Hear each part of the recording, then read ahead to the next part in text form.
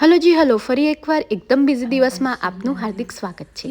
તો આ જે અમારા ક્લાયન્ટ છે ઓસ્ટ્રેલિયાથી આવ્યા હતા અને એકદમ એમને સટલ મેકઅપ જોઈતો હતો અને એટલામાં અમારી બ્રાઇડ્સમેડ હતી એ પણ રેડી થઈ ગઈ હતી, એને એ ડ્યુઈ મેકઅપ જોઈતો હતો. તો એવો જ છે ને, કમેન્ટમાં કહેજો.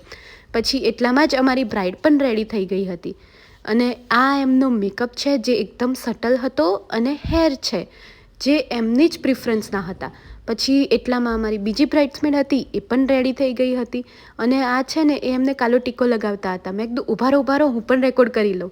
પછી બીજી બ્રાઇડ્સમેડ હતી એ પણ રેડી થઈ ગઈ જોડે જોડે. એટલામાં જ અમે ઘરે ગયા, ફરી પાછા આવ્યા એટલે ગ્રૂમની મમ્મી અને ગ્રૂમની સિસ્ટર એ બંને રેડી થવા આવી ગયા હતા. પછી એટલામાં જ આ બંને મસ્ત પ્રીટી લેડીઝ અમારી જોડે તૈયાર થઈ જવા આવી હતી. એમને હતું કે મને એકદમ છે ને લાઇટ મેકઅપ જ કરજે દિયા, બહુ વધારે ના લાગે. તો મેં કીધું ઓકે આંટી, એવો જ કરીશું. પછી એમનું પત્યું એટલામાં જ પછી અમારા ક્લાયન્ટ હેરવોશ બ્લો ડ્રાય માટે આવી ગયા. બીજા ક્લાયન્ટ આવ્યા હતા હેરકટ માટે. તો મને કહેજો કે હેરકટ કેવા લાગે છે, સારા લાગે છે ને? એટલામાં પછી એક હેર કલર માટે ક્લાયન્ટ આવી ગયા અને એમને સ્પા પણ હતું, તો એમનું હેર મસાજ કર્યું. આ સ્પાનું રિઝલ્ટ છે અને અમારો દિવસ અહીંયા પૂરો થયો.